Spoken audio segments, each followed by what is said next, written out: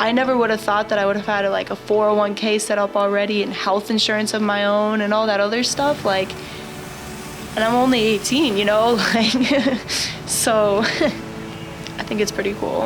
After orientation was done, I went to the class, and we started having the class over at McNeilus Steel, and it felt so new and like something that I've never done before. It kind of like gave me a little life, you know. I definitely like strive to grow, and like I want to, you know, learn more, you know, like all the time. So if they're willing to like give me more opportunities to learn, I'm gonna take it, you know.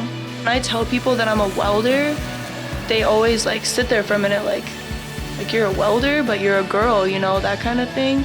And so like just being able to say that, you know, like I weld, you know, I do a man's job, which is what a lot of people think. And it's kind of empowering to me. A lot of the people here tell me, you know, like, well, why, you know, but why not is what I say.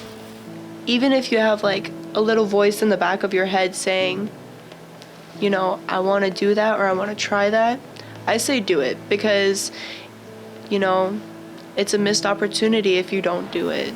And don't let the negativity get you down, because, you know, it's just going to hold you back from all of your potential.